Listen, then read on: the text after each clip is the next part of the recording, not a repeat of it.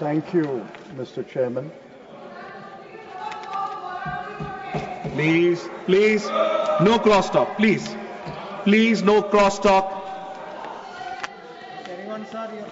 Thank you, Mr. Chairman. I realize that I am following the Leader of the Opposition, Shri Kargeji, who in an elaborate speech has covered almost all aspects of the subject. Close. Little close. Yeah. Almost all aspects of the subject. It's okay.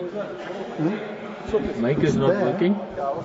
Sir, mic is not. Mic is not working. It's working. It's working. Sir,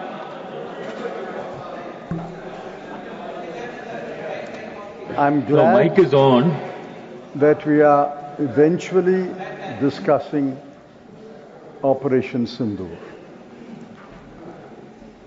Ever since Operation Sindoor ended, we have been demanding that a special session of Parliament be called and to discuss Operation Sindoor. But the government, for reasons best known to it, refused to call a special session. All over the world, in every democratic country, where a war has taken place, even during the war, Parliament is in session. Example is the United Kingdom. And certainly after the war, the Parliament is convened to discuss various aspects of the war.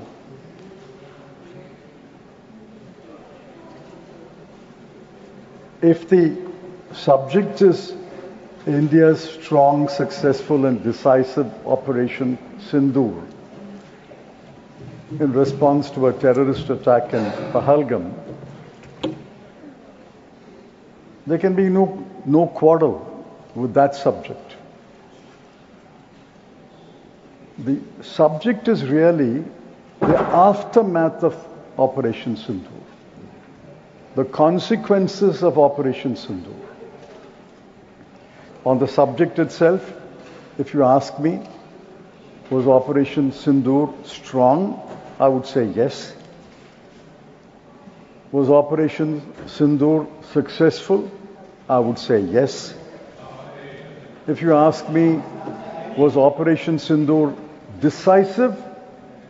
I can only say time will tell. Whether Operation Sindoor was decisive, only time will tell. I'm reminded of a decisive war. On December 16, 1971, there was a historic victory. General Niazi surrendered to General Jagjit Singh Arora along with 93,000 soldiers. It was the largest surrender of prisoners of war after World War II. That was a decisive victory. On the contrary, Operation Sindoor ended with a ceasefire. The India-Pakistan war over Bangladesh ended with a surrender of the Pakistani forces in favor of India. Operation Sindoor ended with a ceasefire. I think the people of India know the difference between surrender and a ceasefire. The government claimed, and we accepted, India has destroyed terrorist infrastructure in Pakistan in 9 places. We accept it. India had severely damaged 11 military air bases. We accept it. But why did India agree to a ceasefire? That is the question. The consequences of Operation Sindoor, the aftermath of Operation Sindoor is the question. Please remember that the Congress Working Committee was called after the Pahalgam attack, and we extended unconditional full support to the government. So did the India bloc parties. Nobody had any reservation in entrusting to the government full authority, full power, and full support to take whatever action it chose fit. I wrote 2 columns on May 4 and May 11. In fact, a couple of my friends commented that the column was very soft on government. I said maybe, but this is consistent with my party line. This is consistent with my belief that in a war-like situation, we must trust the government, we must repose faith in the government, and allow the government to take whatever action it needs to take.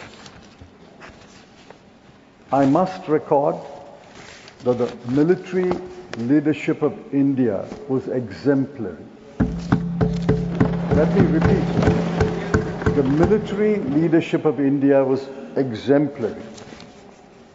And not only during Operation Sindoor, but after Operation Sindoor, the military leadership has been candid and forthright.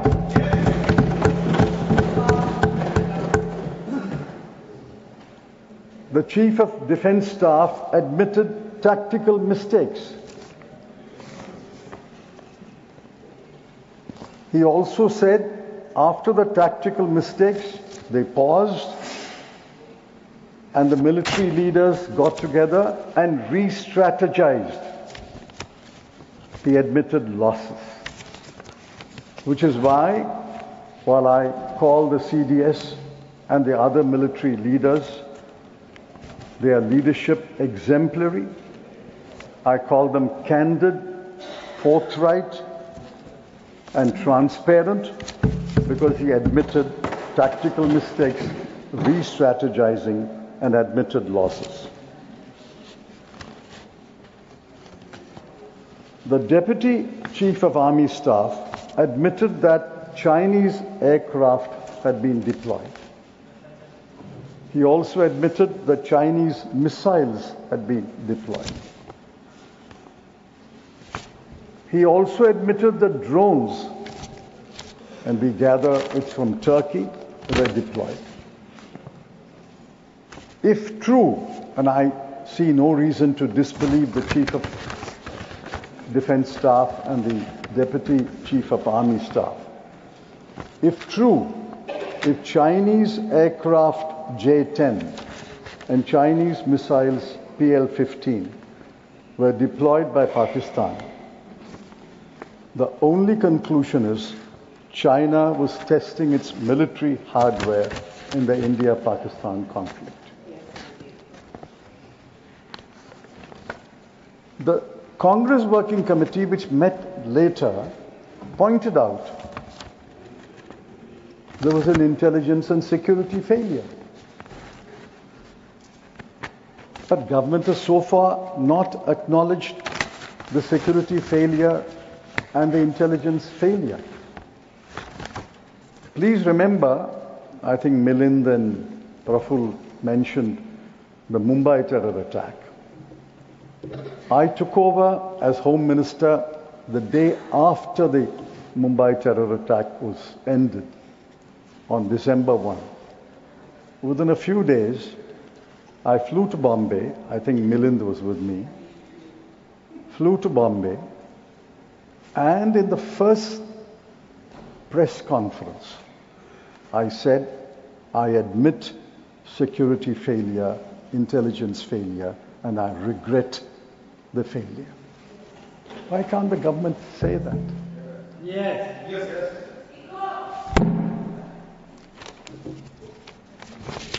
we also did a number of things. We also, to borrow the word of the Chief of Defense Staff, re-strategized. Within a month, 30 days, I asked the Cabinet to approve the National Investigation Agency Act. It was passed in that session and notified on 31st December 2018.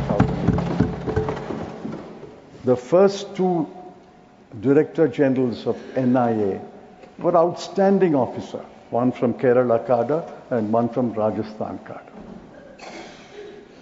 We also amended the Unlawful Activities Prevention Act. We set up the NAD grid. We quickened the implementation of the CCTNS. And all this was done in 30 days. In fact, I may take you into confidence. I thought I had done my job and I should leave the Home Ministry. I was moved much against my wishes. But we did this in 30 days. We took confidence, we took the Parliament into confidence and did all these things. Now, where is that re-strategy? Where is the taking the Parliament into confidence? We heard the ministers. They were singing the praises of Operation Sindoor, for which I have no objection. But what about the aftermath of Operation Sindoor, the consequences of Operation Sindoor? We are in the same advanced stage of wisdom as when this debate began in the Lok Sabha yesterday. While I congratulated the military leadership as exemplary, I know what everybody will know what I'm intending to say. The political leadership has been thoroughly disappointing. The Defense Minister made a spirited statement yesterday in the Lok Sabha. Today he was his usual subdued, moderate self. The Foreign Minister made an articulate reply in the Lok Sabha. Today is not yet spoken. But I hope when the Foreign Minister speaks, because the Defense Minister has already spoken, they will copy or emulate the candor of the military leadership, admit the mistakes, and tell us what they are doing to re-strategize. So please understand, it's no longer preparing for a one-front war or a two-front war. Pakistan and China are no longer different fronts. It's a fused front. The pilots were Pakistanis, the aircraft were Chinese. The finger was Pakistani military leaders, the missiles were Chinese. The operator was Pakistani, the drones were from Turkey. Where is your plan? To fight not a one-front war, not a two-front war, but a fused front war of India fighting Pakistan and China fused together. Look at our neighbors. All our other neighbors are relatively peaceful. But on the northern and western and eastern border, we have India and China, and if they are fused in one front, that runs about 8,000 kilometers of border. Where is the thinking? Where is the hint of a thinking? So, after Operation Sindoor, the Foreign Secretary and his wife were told daughter was trolled. The Chief of Defence Staff was trolled. And I asked the government, did they not rise to his defense? I didn't hear they are rising to their defenses. The CDS carried out the instructions of the government and successfully conducted Operation Sindoor. The Foreign Secretary was reporting the political decision to agree to a ceasefire. But to my great regret, the Foreign Secretary and his daughter were trolled. He had to shut down his social account, and the CDS was trolled. But I didn't see the political leadership rising to the defense of the military leadership. Yes. Sir, I move to another aspect of the consequences of Operation Sindoor. We sent delegations. The Congress party also sent its members. I think the MPs did as best a job as they could do. But look at the context. During and after Operation Sindoor, mark my words, during Operation Sindoor, May 7th to May 10th, and after Operation Sindoor, on 9th of May 2025, IMF approved $1 billion to Pakistan under the Extended Fund Facility, bringing the total disbursements to $2.1 billion. India sits on the 18-member committee of IMFC, International Monetary Fund Committee. We did not vote against the proposal. We abstained. Why? Why did we abstain? Should we not have voted against the proposal? Yes. By saying Operation Sindoor is going on and you are giving money for what? That money will fuel the war. On 3rd of June 2025, Asian Development Bank approved a loan of $800 million. Recently, the World Bank decided to lend $40 billion over a 10-year period. So who in the World Bank, who in the Asian Development Bank, who in the IMF is standing by us? US and China, otherwise rivals, voted in favor of all the proposals. They didn't abstain. They voted in favor of all the proposals. India did not vote against, but abstained. Is this the political leadership that the military leadership deserves? Is this the political leadership that India deserves? Is this the political leadership that pays tribute to the soldiers and the warriors who carried out Operation Sindoor? Worse, many members have mentioned, Pakistan has been elected as chairman of the UNSC Taliban Sanctions Committee. Pakistan has been elected as a vice chairman of the UNDC Counter-Terrorism Committee. This is the greatest irony. Pakistan is being elected vice chairman of the Counter-Terrorism Committee.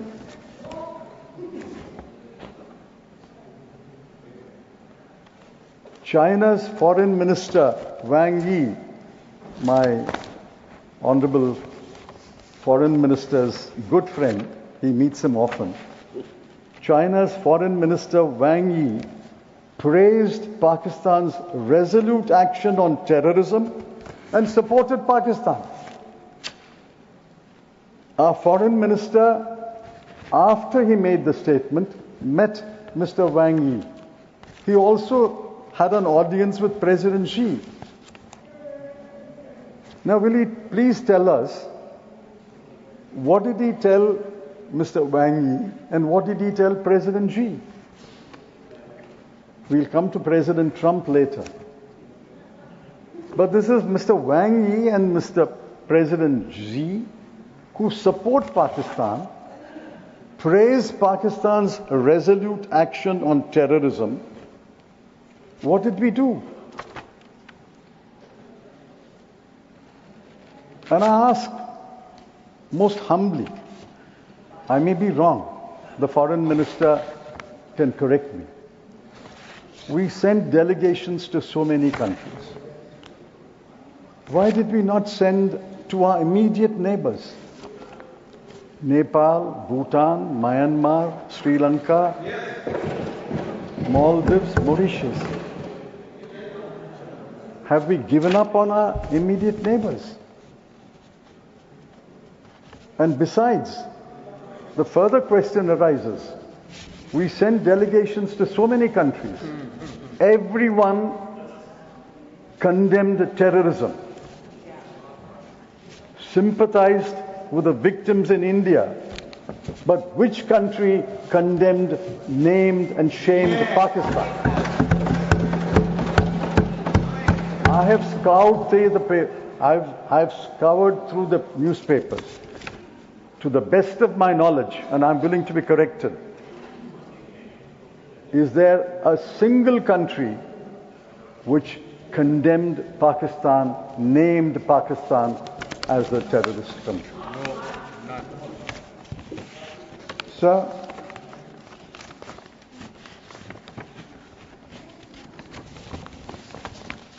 terrorism has not been wiped out in this country. I have been Home Minister. I was bloodied in I had my baptism immediately after a terror attack. There are foreign terrorists infiltrated by Pakistan. There's no question about that. I accept it. I know it. I may not be as intelligent, but I'm not stupid. Pakistan infiltrates foreign terrorists. But please remember, there are also India-based terrorists, homegrown terrorists. They work together most of the time. They work separately. For example, Milind mentioned 3 attacks. The 2006 Mumbai attack was by home-based terrorists. 2008 Mumbai attack was Pakistan infiltrated terrorists. 2011 terror attack was again home-based terrorists. So terrorism does not divide by the border. There are infiltrated terrorists, there are home-based terrorists. Most of the time they work together. If you claim that the terrorist ecosystem has been demolished, that's wrong. At the all-party meeting on 24th April 2025, the Home Ministry disclosed that between June 2014 and May 2024, that is the entire period of NDA government, before and after I'll come to, there were 1,643 terrorist incidents, 1,925 infiltration attempts, 726 successful infiltrations, and 576 security personnel were killed. I can have the data for the previous government of UPA 1 and UPA 2, for the previous government of Shri Vajpayee ji, and the NDA government. So let's accept the fact that terror ecosystem has not been demolished. It will be difficult to demolish, but we can demolish. Now let me get back to the ceasefire and I'll conclude. Kindly remember, President Donald Trump will not vanish until January 2029. That's our misfortune or fortune. Until January 2029, President Trump will be there. And he has only said it 29th time. And as the LOP said, before he finishes, when we read our newspapers tomorrow, he may have said it the 30th time. 1 minute. And he will say it several times. He is claiming to have stopped 6 wars. Cambodia, Thailand, Slovenia, Kosovo, Rwanda, Congo, and India and Pakistan. We are bristling now. But what did the Prime Minister say 5 years ago? Ab ki baar Trump sarkar. I'm sure the Prime Minister deeply regrets he ever said ab ki baar Trump sarkar. Now the sequence of events between May 7 and May 10 has been described. I want to ask one question. On May 10 at 3:30 p.m., the DGMOs of the two countries spoke on telephone. They could not have spoken without pre-instructions. There would be instructions from the government to the DGMO India. There would be instructions from government of Pakistan to DGMO Pakistan. They could not have spoken without instructions. They could not have agreed without instruction.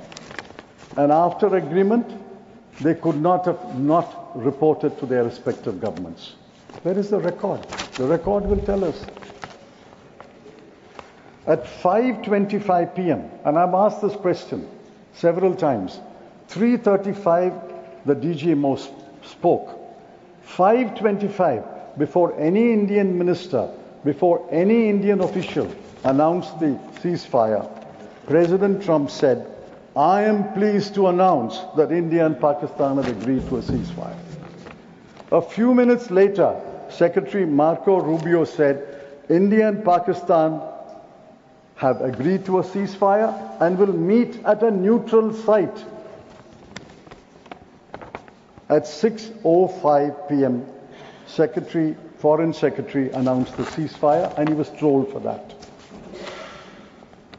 Why has the Prime Minister rebutted Mr. Trump? That's the question. He should have publicly rebutted Mr. Trump. There was not even a note of protest, a written note of protest. And this is part of the government's character in dealing with America. Illegal migrant Indians were deported in handcuffs and leg chains. Not a word of protest. Steep tariffs were imposed on Indian exports and deadlines have been set. Not a word of protest. US voted in favor of the IMF loan to Pakistan. Not a word of protest. Yes. Foreign students, including Indian students, barred from enrolling in Harvard. Not a word of protest. Student visa interviews were suspended. Not a word of protest. President Trump invites General Asim Munir to dinner and called him a phenomenal partner. Not a word of protest. That is how President Trump cannot be rebutted by this government.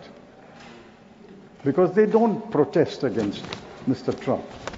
Maybe they hope there will be an ab ki baar, another Trump sarkar. Fortunately, the Constitution of the United States doesn't permit another Trump sarkar. So I finally appeal to the government, like the military leadership showed exemplary leadership and was candid and forthright. Please, from today onwards, show exemplary leadership, be candid and forthright, and take the country into the The next speaker